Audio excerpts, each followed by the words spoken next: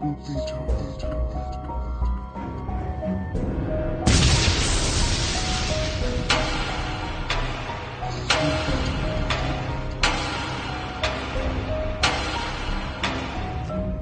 Buzz Radio is proud to present Girls vs. Ghost Media's Spooky Talk with Madison Smith from Henson Paranormal.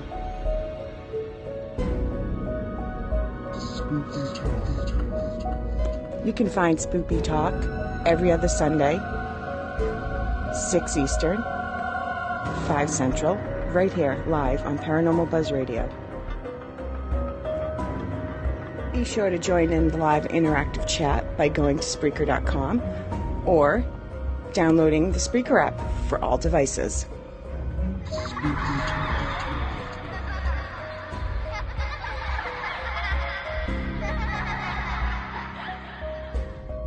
The views and opinions expressed in this podcast by the host or the guest do not necessarily reflect the views of Paranormal Buzz Radio or its sponsors. Use of any material produced by Paranormal Buzz Radio without express written consent is strictly prohibited. For information on everything Paranormal Buzz Radio has to offer, visit our website, paranormalbuzzradio.com. Like us on Facebook, follow us on Twitter and Instagram. Listener discretion is advised.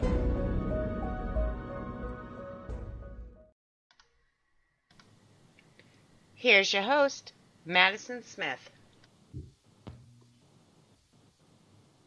Hi everyone, I am Madison Paranormal. Wait, let me start this over. Hi everyone, I am Madison Smith. I'd like to welcome you all to Spooky Talk with Maddie. Tonight's guests are two guys I first met at the old Conover Mall in Oregon, Illinois. They were leading tours at night. I went to investigate. The group I was in ended up leaving early, so me and my dad hung out with them for a few, and awesome things happened to us.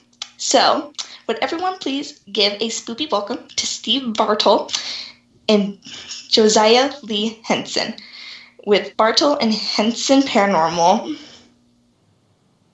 Hi, Madison. Hello. Hello. Welcome to the show. Thank you for having us. No problem. I'm very excited. Oh, so are we. Heck yeah. All right. Shall we begin? Sure. So, what was your first paranormal encounter, and how old were you when it happened, and where was it? This is Josiah. My first paranormal encounter was a personal experience that happened to me when I was 13 years old, and it happened in Sterling, Illinois. And it's a pretty long story, but just to kind of give you the cliff notes, whatever was in the house was mimicking my family, all of our voices, and it could also mimic, like, let's say, the vehicle sounds and things pulling into the driveway, and make you think that things were happening that weren't happening. Like one example, my uncle always had this really particular whistle that he would do when he came over to the house, and he'd stand in the window and whistle, just to let us know that he's there and he's going to be coming in. And it wasn't anything a bird could really mimic, anything like that, and we would hear that. We'd also hear each other's voices, just really strange things like that. And it didn't happen to just myself, it happened to all of our families, so kind of validated that. And this is Steve. So when I was younger, I never had anything happen personally. I had friends that had things happen in their house. So, their tales and everything really intrigued me. But my first experience came about on the original ghost tours that were started by Mike Grasso here at Conover. And the paranormal shows had just gotten on TV and started getting popular. And, of course, I was watching them all. And I saw that they were offering an actual real ghost tour with equipment and everything. And so my first experience was on my first tour of Conover. And we just had some really strange things happen. And that was probably about 8 years ago now. Okay, and was your families okay with you doing all this? Or did you really hide it from them? This is Josiah again. My family was perfectly okay with it. On both my mother and my father's side, they've all had experiences, things that I grew up hearing about. So it wasn't really looked down upon in our family. So when I started paranormal investigating, it wasn't anything like you shouldn't do that, anything like that. More just be cautious and, just kind of make sure you're not going to get yourself into something you don't want to. Mm-hmm. And my family is also very supportive. They definitely don't have anything against it at all. I know that they don't know a whole lot about it. My wife, for instance, just doesn't share the enthusiasm about the paranormal that I do. She's actually never been on one of my tours even. But they are supportive, and they're the same thing, just caution not to bring anything home and things like that. But otherwise, yeah, they're very supportive. All right, and that's really good to hear that everybody's supportive and everybody's okay with it, really, in their own way. Oh, yeah. So, what is your favorite piece of equipment, and why do you love it? If I had to pick one out, I know it's not everybody's favorite, but I really love the obelisk. Something about it is just so intriguing to me that a spirit is supposed to be able to manipulate the obelisk box to say a word that it's thinking. So I know there's a lot of skepticism around it, but at the same time, there are some really strange coincidences that we've had with the obelisk and things that really relate to where we're at that point in time. So to me, that's just one of them that really hits home with me. Plus, the voice of Obelisk 5 is Dave Schrader, so that's kind of interesting to me as well. And my piece, before I get to my favorite piece of equipment, just about the obelisk, I was very skeptical of that device all along. And we had an experience. We were investigating the Stronghold Castle, which is also here in Oregon. It's on a bluff overlooking the Rock River. And the Strong family that lived there had 5 children. And I don't remember all of their names, but David was the youngest, Anne was the girl, and Walter Jr., those were 3 of the kids. The father's name was Walter, and their last name was Strong. And as we were investigating the castle, we were in Annie's bedroom, and over the course of about 20 minutes, the obelisk said David, Anne, Walter, and the name Strong. So 1 word, 2 words, maybe coincident. 3 words, it's the probability gets, way out there. But to have them say 3 of the children's names and the last name of the family, for me, put me over the edge. Yeah, same here. But my favorite piece of equipment personally is, I would have to say, maybe the REM pod, because knowing what it takes to actually set that thing off, how close you have to be to it, and how typically, it won't give you false positives. Using a REM pod, other than a low battery kind of causing maybe some false positives, the REM pod for me has always been my most intriguing one, because you can set it far away, out of sight or whatever, and if something were to cross its path, then it'll get set off. Mm-hmm. All right. So, hi Matt. Sadly, my phone is being a butt right now, so I can't log in and chat. But it's all good. I can still see you guys. So. Can you tell us what your favorite piece of equipment is? I've got to say the dowsing rods. Oh, those are just my favorite. Yep. They're really fun to use. They're really easy. They're not hard. Manson, we have a funny dowsing rod story. If you have a quick second, we can tell you about. All right. We were doing a public tour probably about 3 or 4 months ago now, before they ended up getting shut down. And the pair of girls was using Steve's set of dowsing rods. They didn't know much about the paranormal. They just wanted to come on the tour. And we were all up in the attic. There you are. We can see it now. Wow, very cool. But we were all up in the attic on a tour, and one of the girls was holding a set of dowsing rods, and they thought they saw something through the camera lens, right? It was the lens flare of the bare light bulb, but they saw the lens flare and thought it was a ghost. Yeah, and when they thought it was a ghost, the girl was holding dowsing rods like this and actually threw them in the air like that. And to this day, we still can't find one of them. One of them's completely missing in the attic. So, okay. kind of fun. The spirit was like, "Yeah, this is mine now." Yep. We'll never see it again. All right. And then Shay in the comments. Thank you, Shay. How old were you? Oh, sorry. How old were they? Wait. How old were they started in the field? Sorry, I can't English. Nope, that's okay. Yeah, no, that's fine. For me, I guess I would have been in my 20s, probably early 20s, when I started on one of Mike Grasso's first tours. That's when I really first started getting my teeth into it. And I would have been in my mid to late 30s because it's been 8 or 9 years now. Yeah. And it's something I've always had an interest in, but when it was offered here in my own town and everything, it was attracted to it right away. Yep. So, talking about that, so over the whole time that you've been doing this, what was the best piece of evidence that you've gotten? Boy, that, to me, one thing that stands out in my mind possibly was debunked, but still not 100%, was up in the attic of Conover Square. We had Dan Norvell's group come through, and that consists of Dan and then his partner, Larry, and then Andrew and Andrew's wife, I believe, at the time, and then Larry's fiance, Tessa. And we were all up in the attic, and there was a photo taken, and I can provide it to you later on, but it was almost like a translucent photo of a head and shoulders, and we don't know exactly what caused it. We know there is some double exposure there, but there are certain things that we can't quite pinpoint. We're not saying definitively that it's one of us. My gut instinct tells me that it might have been a fluke, but I want to believe that it wasn't. And for me, I'm a very visual person.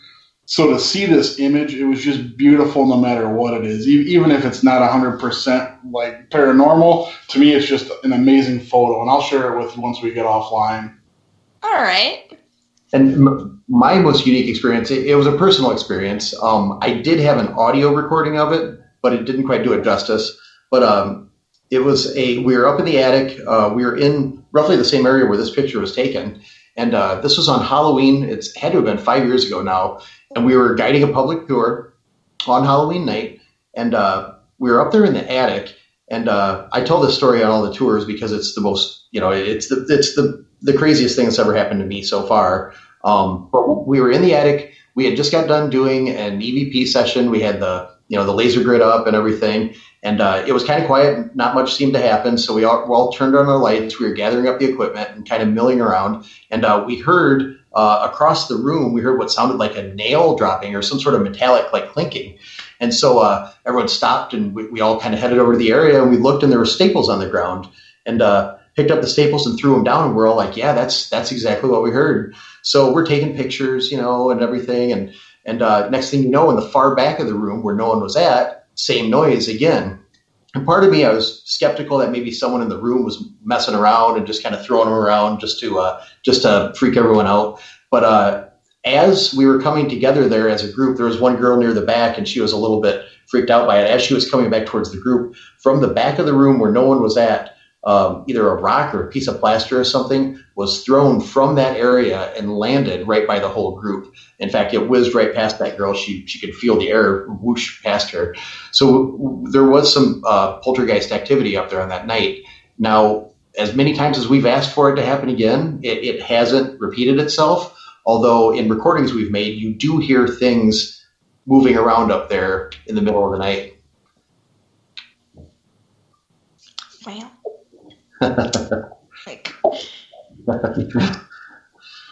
All right. So, Mama Deb, in the comments, what has been one of your favorite locations to investigate? Oh boy, I don't know. To be honest with you, I would probably say Conover Square. I know it seems a little biased, but this place was so formative in my paranormal upbringing that I feel like this is home.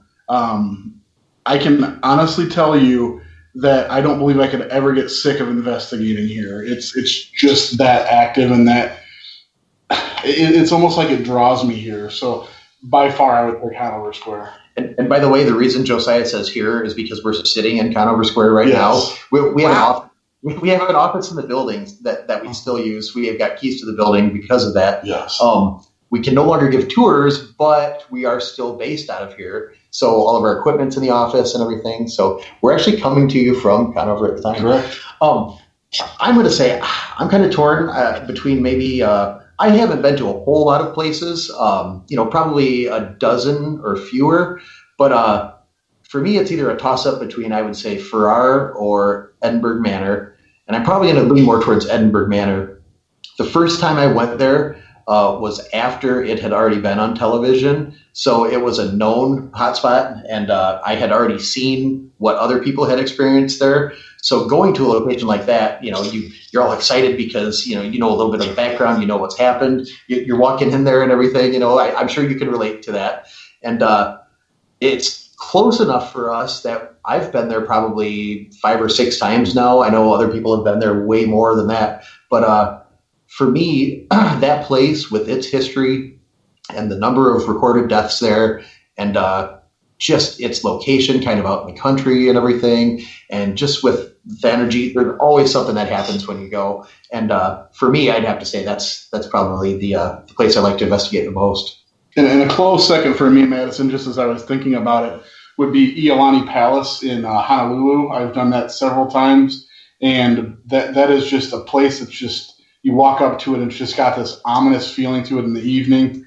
And it's one of those places that you just feel that there's definitely something going on. And there is a lot of sorrow and sadness around that place. So if you're ever in Oahu, I would definitely recommend checking out Iolani Palace. It's phenomenal.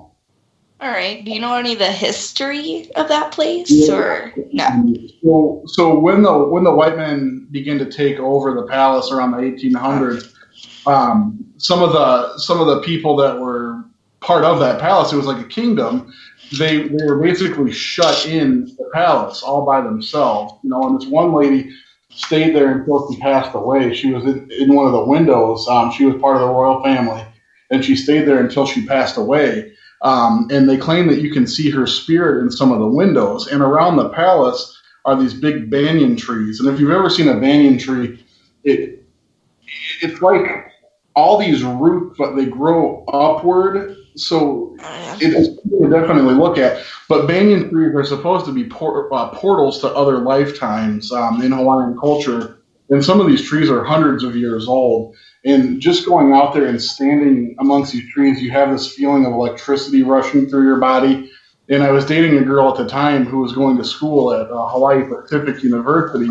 And her and I were going over there checking it out. And she felt like she could channel family members through these trees, just literally standing in the middle of these trees. No matter what time of day, it could have been day or night, you just felt electricity through them. So it's definitely something to check out if you're over there. All right. Should ask your dad to take you there, Madison. Yeah, absolutely. Dad, my birthday's coming up. You better. Okay, no. There you go. It'd probably take too long to get over there. Plus, with everything going around. True. Yeah. Not without a hazmat suit. I ain't getting sick. Keep that away from me. Right? Grab my holy water and be like, Oh, yeah. y'all can't see this, but it's all good. Okay. So, Mama Deb, have you ever felt uncomfortable at a location that you had to leave? I can't think of one that we had to leave. No, we've never retreated from an investigation. I know there's been times that have been pretty intense. We were out at Farrar with one of the groups that I'm involved with called Midwest Ghost Society, and we were in the principal's office. And Mike Grasso, who started the tours here at Conover and eventually handed them over to us, he was along with us, and he was a former principal. And so his role for the night was to, kind of be a trigger object, having, experience as a principal in his past and everything. And he was, carrying on, saying, the new principal's here and everything, and just something that he was doing just really charged up the room. And I mean, it was one of those things where you could just feel every hair on your body was standing up. You could feel it kind of in your chest and everything. But we didn't actually have to leave from it. But that was probably one of the most intense experiences that I've had. during an investigation. And Madison, you did have that experience with you and your dad, and remember Brock and Cassie. They ended up having to leave here. Do you remember that when they came all the way out from Quad Cities and had to leave really quick? So. Mm-hmm. They should have stayed, man. Really, like it was actually really fun. Yep. They missed out. And quite a few things happened that night. You know, a lot of times we'll do a tour where, you know, as much as we want something to happen, it'll just be completely quiet the entire time. We're worried that, you know, people aren't enjoying themselves, you know, or they're not getting evidence, so they might badmouth us, you know, and things like that. And you know, unfortunately, sometimes things are quiet like that. But when you guys first came out, that was one of the most active nights we had in quite a while, you know. And I don't know if that's a testament to you guys, you know, you guys and your experiences and your ability to investigate and stuff, or what. But I was really impressed with how many things happened that night and how many good stories came out of it. I agree. Ta-da! Magic. Spooky magic. Ooh. All right. So, for all the viewers that have not been to Conover, can you explain the history of that place just to catch us all up? You know? Yeah, way better one than that. So, the building was built in the late 1800s. It was built as a piano factory. Now, with all the research we've done, it looked like it could have been Schaefer, but we know at some point it was Schiller piano. It's, you know, looking at the documented history from the late 1800s, it was hard to pinpoint exactly what happened. But it was a piano factory for a long time, all the way up into the 70s. In the 70s, I think they moved the base of operations to Chicago, and so the building shut down. When the man who turned it into the antique mall came in here, all the tools were sitting right where the workers had left them on the last day of production. It's right on the river, so it was. There's also a dam right out back, so it was powered by the river and everything. And we couldn't find any solid evidence of deaths that happened in the building. But as with any factory, it's guaranteed that there were injuries that happened and everything. There may have been even deaths or whatever, but the reporting at the time, they may have had ways to keep that from getting out into the public and things. We have had mediums that have come through that have said that people have died in the building, although, again, there's no actual documented proof of that. But so the majority of its life, it was the piano factory, and then it's been a shopping village now since the 70s. So we're coming up on about 50 years almost. Nice.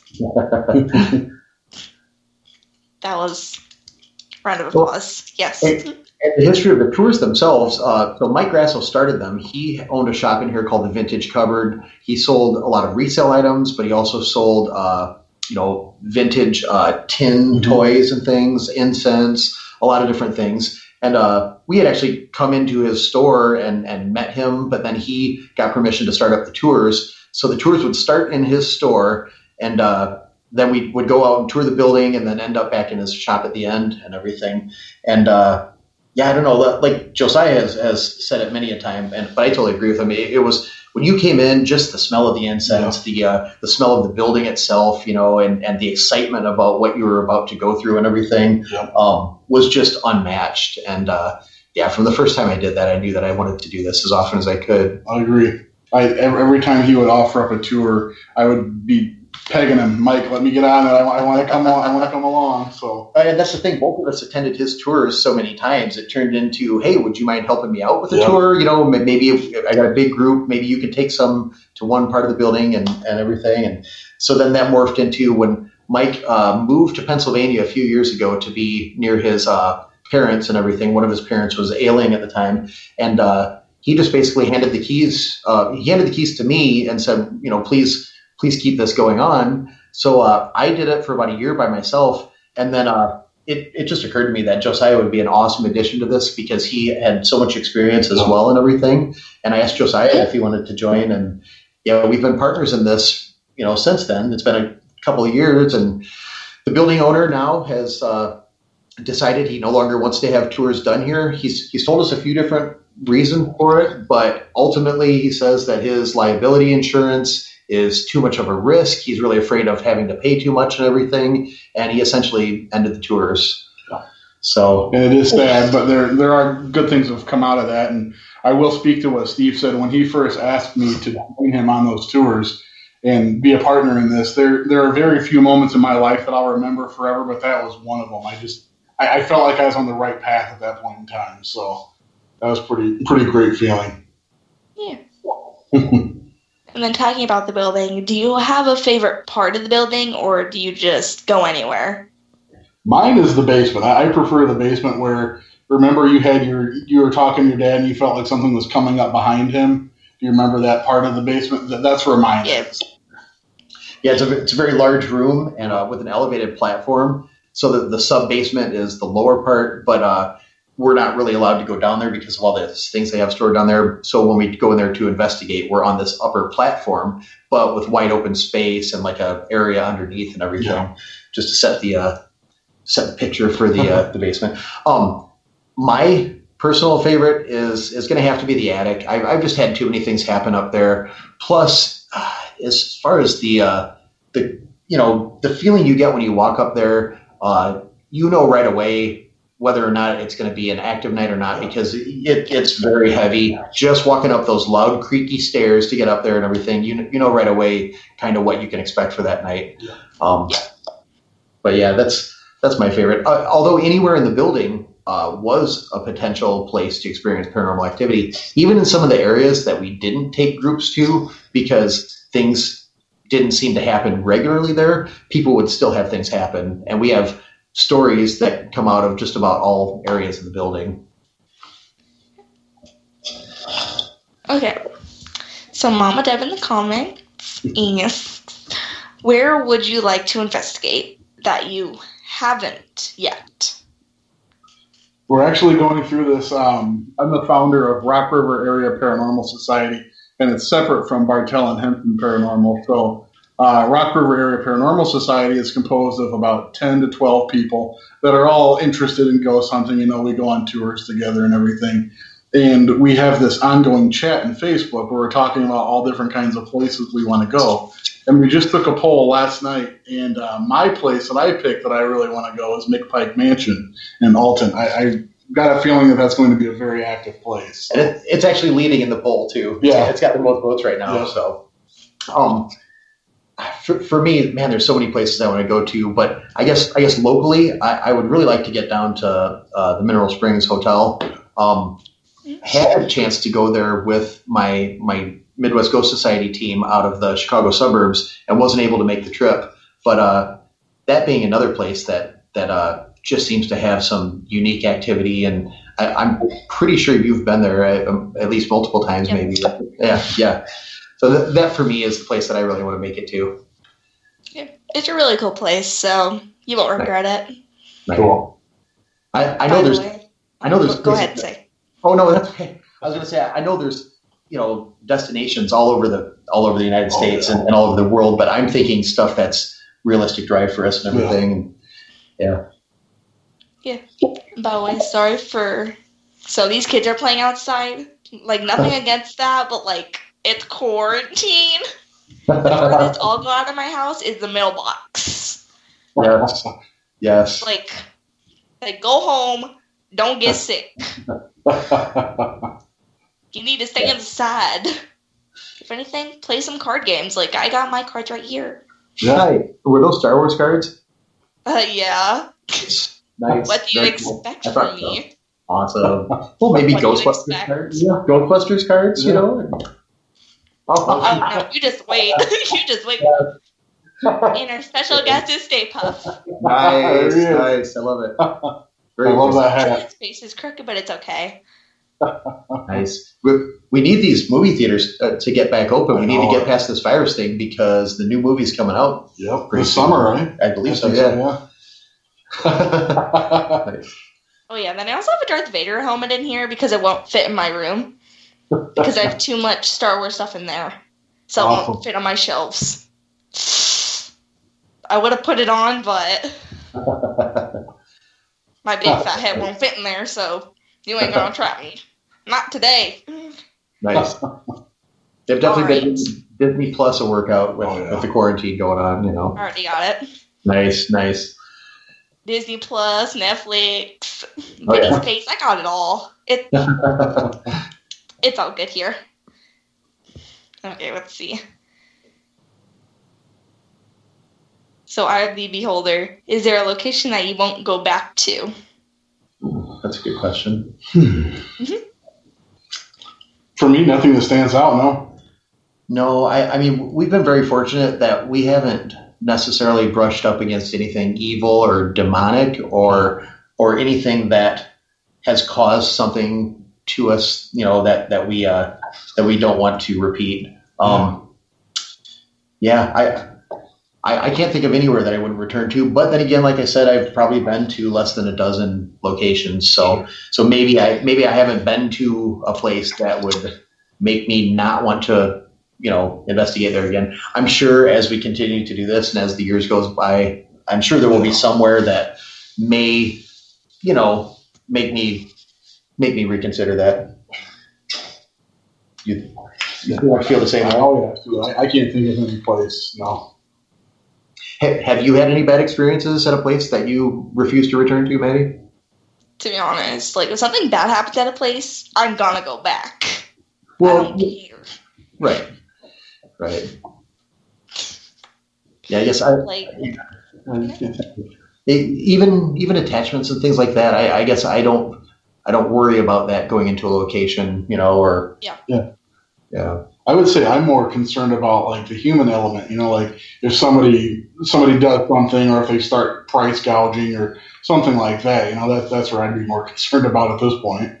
Right. And actually a funny story about that is one time in Edinburgh, you know, it seems like every time we go, you always have people that drive up and, you know, are basically trespassing while you're there, you know, investigating and everything and wanting to come inside or whatever. It just seems like a lot of people because that is kind of a hot spot now because of the shows and everything. But we had one of our investigators saw a person walk past the room that we had our base in and everything. And our first thought, all of us, was that someone snuck into the building, that there was a human in there that shouldn't have been in there. And to me, that's scarier than any paranormal entity. Because you never know who could be breaking in or what their intentions are. Right. Yeah. And that's when you grab your softball bat and make a run. Exactly. Softball bat, that's my weapon. Like, it could be a weapon, but I don't use it as a weapon. It seems like you have a pretty wicked swing, it sounds like, you know, so. Darn, I don't even have my freaking lightsaber in here. Jesus. Oh, no. I would have freaking been like... There you go. Yeah, I was just hitting like, let's see. I was hitting like an hour ago in my garage, just wiffle balls. Sure. And I almost good. broke one, but it's okay. Nice. It's good to keep active though, because your season is going to happen. You know, it's just going to be delayed. Yeah. And then I always walk my dog, so I always walk my dog Jake on weekdays. Weekends are more like, yeah, he's not here. We're all good. Nice. Yeah. Let's see. Is there any questions? Okay. Mama Deb asks, have you ever investigated out of the U.S.? Continental U.S., I suppose. You know, Hawaii. Hawaii being outside, yeah. Other than that, no. I would love to. I was actually I had a pen pal from England when I was younger, and him and his family ended up coming to visit my family when I was maybe 12 or 13 or so, and then we turned around and actually went to London when I was about 15 or 16, and you know, at the time I wasn't into the paranormal, and of course my dad had an agenda. We had to hit these 20 spots, you know, and everything, which were all cool, but. Yeah, that would have been my one and only chance, I suppose, other than being in Canada or Mexico to investigate outside the country. But that is something that I would like to do, though, in the future here. Yeah. To be honest, like, I've never really been out of the U.S. or... Like, okay. I've never even been on a plane. Wow. like flying is fun. Oh yeah, it's an experience. Yeah. Like flying, it sounds fun, but like I'm not saying that I'm scared of flying. I'm just scared if it crashes. Yeah. Absolutely. Yeah. But like if it crashes, I'm gonna be like, well, bye Lucy, bye Sassy. I think. Which She should have just stayed home. You've taken some pretty long road trips, though, haven't you? What's the farthest you've driven to investigate? Hours. Okay, no.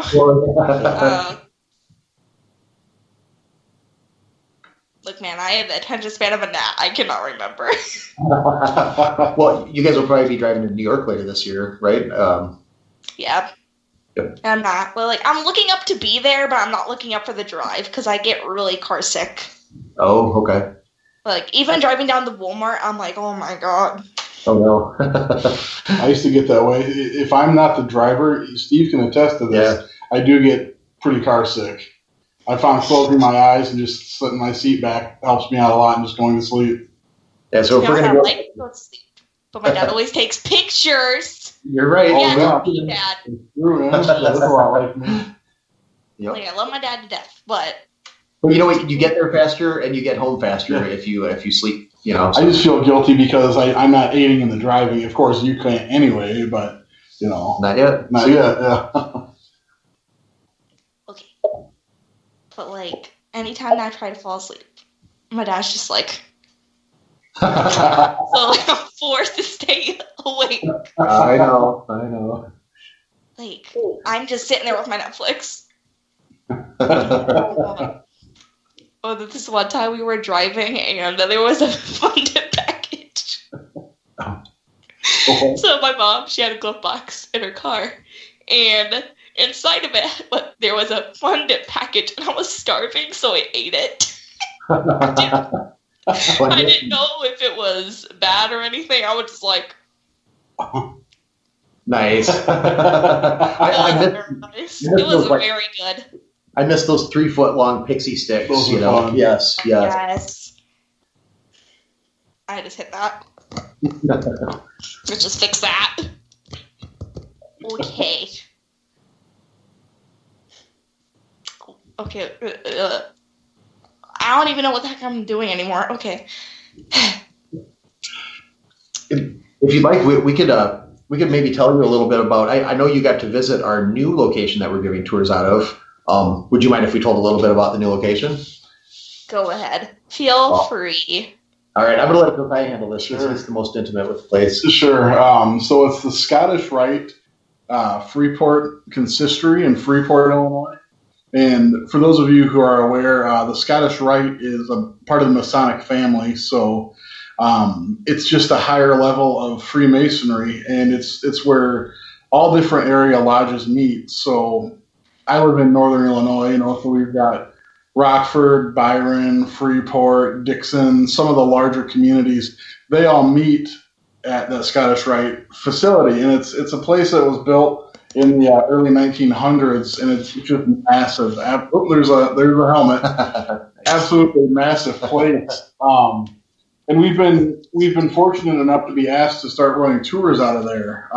So we started running tours just before all this happened, and our very first one sold out right away. We had a lot of interest in it, and then we had planned on doing more after that, but then the virus came along and kind of slowed everything down. The country's aware, but the place is just phenomenal. It's just really cool looking place, and Madison, you can attest to that. You've been there, and there's just a lot of things that have happened there throughout the years. But for many years, they were a bit apprehensive about us coming out and investigating, or anybody investigating. But they just kind of opened up, and they have a bit of a new regime going, and they're more open-minded, and asked us to come out and start getting things documented. So that's where we're at now. And for me, the coolest thing about that building is, a lot of times you'll go and you'll investigate a theater, and you'll spend your entire night just in the theater alone in the different areas and everything. This building has not only a full-size theater, with a backstage area, green rooms, costume room. It also has a ballroom downstairs. It has not one, but 2 lodges in there, one very large one and one good-sized one.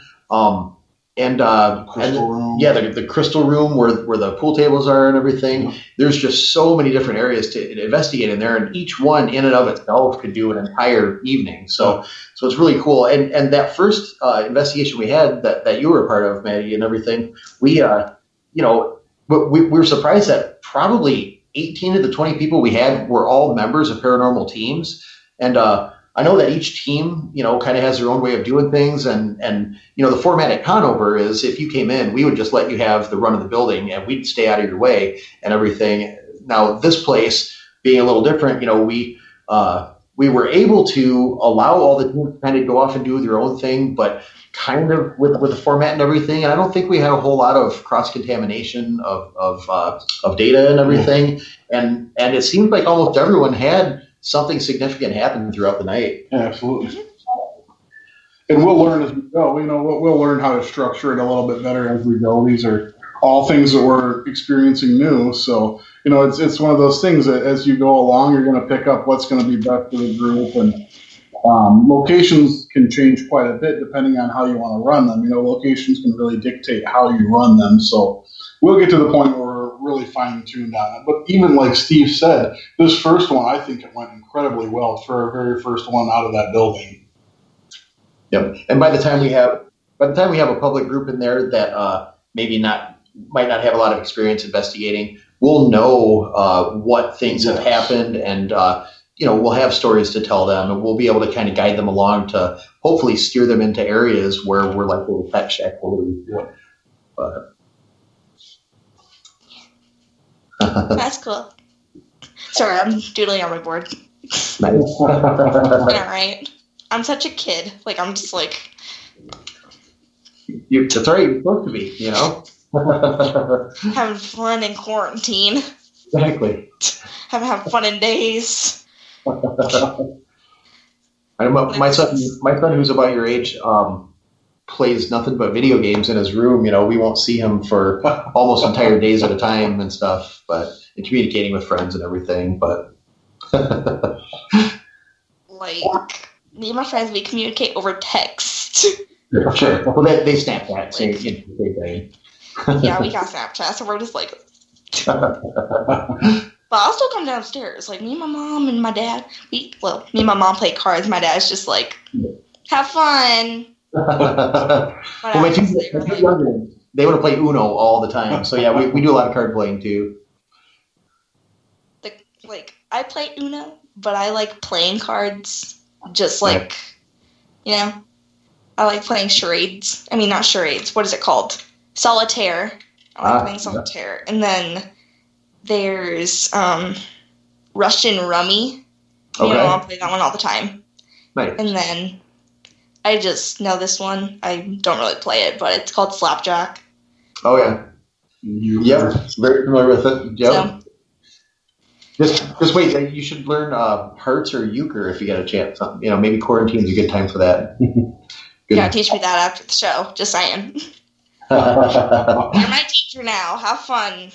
Nice. Okay. So, because Darren is not here. Darren is usually the one to ask all the questions, right?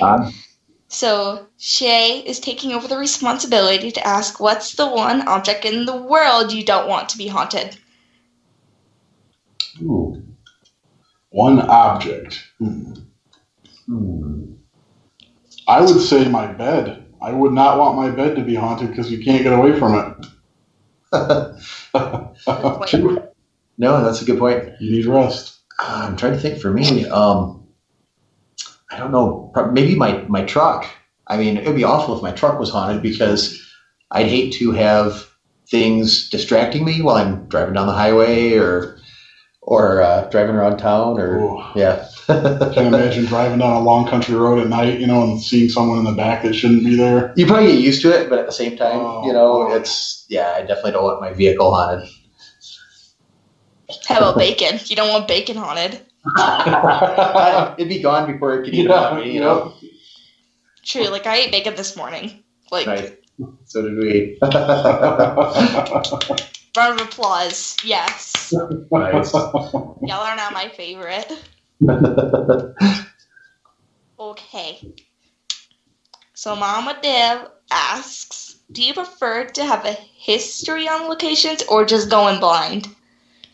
I personally like to have a history. I know that can kind of front load you a little bit, but to me, the history is very valuable because it kind of helps you guide the tour, or not necessarily the tour, but guide the investigation.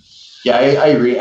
Knowing who potentially could be there, who you're trying to communicate with, has always seemed to have more success than going into a place without knowing much about it. Now, if I was sensitive, which unfortunately I'm not, or fortunately maybe, I don't know, then I don't think I would want necessarily to know the history. I'd want to go in there blind just so I wasn't influenced and everything. But yeah, as far as doing a location, I feel that it's more important to get the history and kind of know who you're trying to communicate with. Yeah. To be honest, I just like to go in blind. Like, nice. Sometimes, like, I still do, like, a little bit of research, but I don't go in, like, this place was built in the 1900s and then got sold. Okay. Right. Like, I'm not, like, that person. Sure. Okay.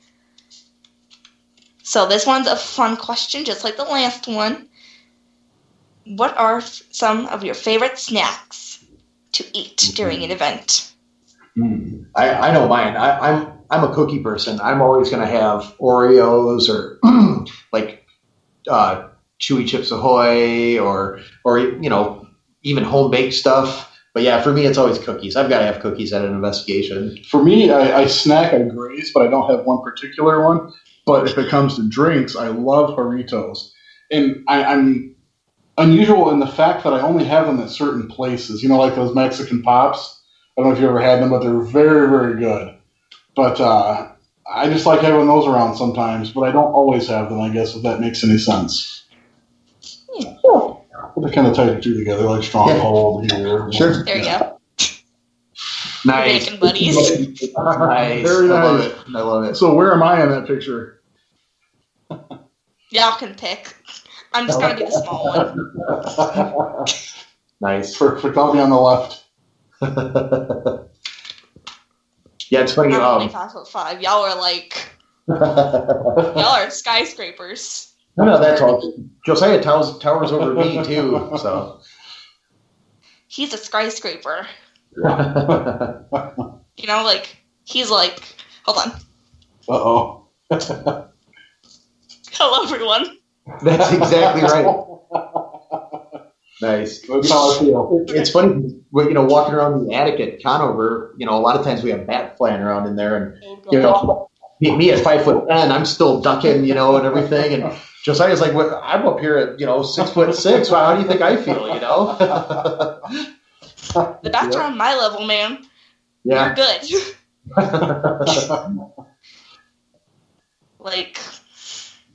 Thank you for protecting us from the bats. Thank you. No problem. Glad to do it. Now let's have a moment of silence for the people who protect us from bats. Not all heroes wear capes.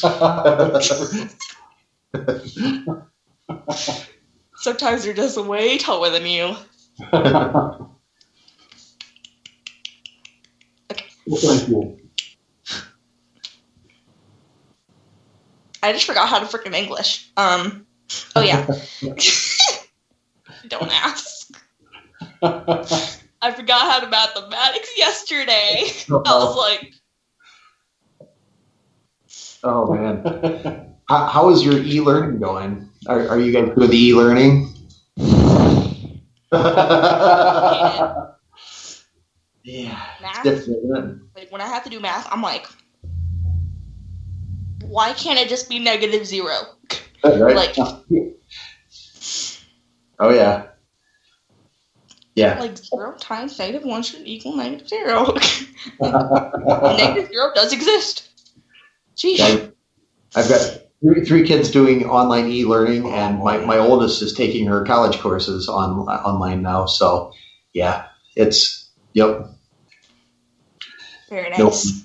Nope. If anything, I'll just keep on walking my dogs for the fitness part of it.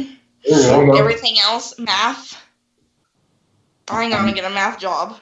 I'll gladly work at McDonald's. Right.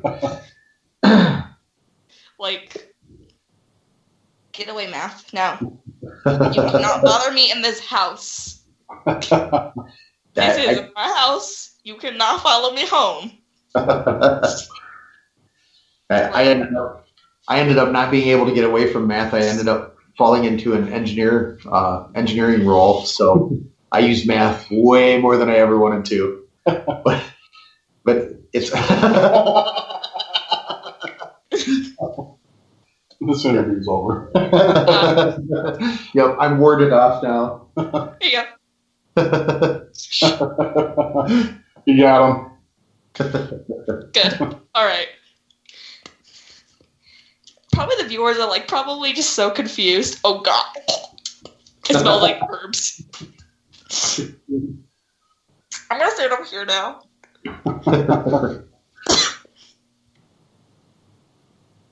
So we actually, aside from the Bartel and Henson is our more like our business page and our business group. We figured after Conover Square tours were done, we figured we kind of wanted to, we didn't want to associate ourselves with the building since we couldn't bring people in to experience the building anymore.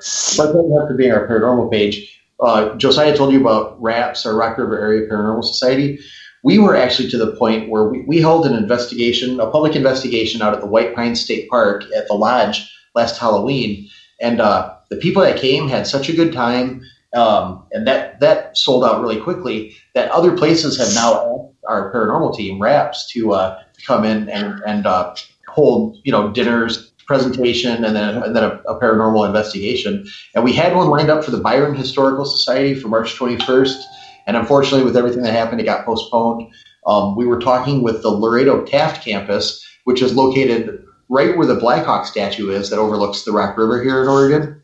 And, that's going to get pushed out now. But I think White Pines wants us to do it again. And White Pines wants us to come back on Halloween again. So even aside from our Bartel and Henson Paranormal and doing the tours in Freeport, got a lot of stuff on our plate. Oh, yeah. If and when the quarantine ever ends, A lot. Okay, so do you guys like games? Yes. I know it's not math. What kind of games, Maddie? Parcheesi or Yeah, what kind of like board games or online games or? Question games. Okay. Yes. Yeah, sure. Okay, so this is called Rapid Fire with Maddie. Nice. All right. So I will be timing you, but because there's two of you, I'm going to cut the time in half. Okay. You want us to both for each question? Yeah. Okay. Like you don't have to explain it, but okay. You get the point. Okay, Yes. Are you ready? Let's go. Let's do it. Twizzlers or Starburst? Starburst. Twizzlers. Do you go by Ghost Hunter or Ghost Investigator? Investigator. Late nights or early mornings? Late night. Late nights. Real bacon or the fake stuffed turkey bacon? Real. Good. Winter or summer? Which do you prefer? Summer. Soda or pop? Pop. Xbox or PlayStation? Xbox. SB7 or an app? SB7. DC or Marvel? Marvel. Cats or dogs? Dogs. Action or horror movies? Horror. Who do you admire the most? My passed away grandfather. Tough question. Pass. Okay, that's now a thing. Sorry. What is your dream job? Investigating the paranormal. Yeah. Well, that's already done. Okay, now. Yeah, Describe. Oh, go ahead. No, Means go of ahead. income. Yeah. Describe yourself in 3 words. I don't know. I can Tall, describe. skyscraper, Yeah, tall, nice, giant. and trustworthy, I guess. I can sum up both of us. Genuine, Yeah. friendly, and good natured. Yeah. Very nice. Do you like to go to residential or commercial investigations? I prefer commercial. Commercial. Oh, no, you're fine. I'm so used to just having one person. Sure. Okay. If you could be any animal, what would it be? I would be a lion. Wolf. Otter. Nice. What is your favorite movie quote? I'm your Huckleberry. Off the pass. I don't have one. Pizza or tacos? Ooh, oh man, both. Yeah, you just broke my heart. Just say or. Taco pizza. Yes. Okay, that works. Happy Joe's taco Favorite pizza. ice cream. Ooh, Rocky Road. Cookie dough. Same. Okay. So here's the hard one. Are there human ghosts underwater? Ooh.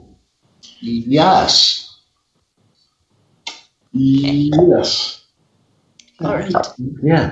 I know if I was a ghost, shoot, that's the first places I go because you don't have to worry about breathing. Yeah.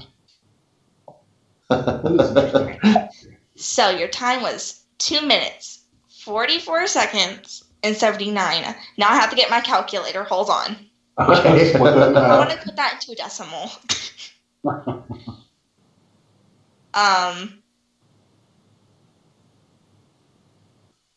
It would be 2.44, right? And then Are you like multiplying times 0.10 or? oh god, I have no. You know what? I'm just gonna. We did 2.75. Jesus. I just did 2 minutes, 2 and 3/4 minutes. You know. Yeah. I guess I'm thinking out of 60. You know, on Stop.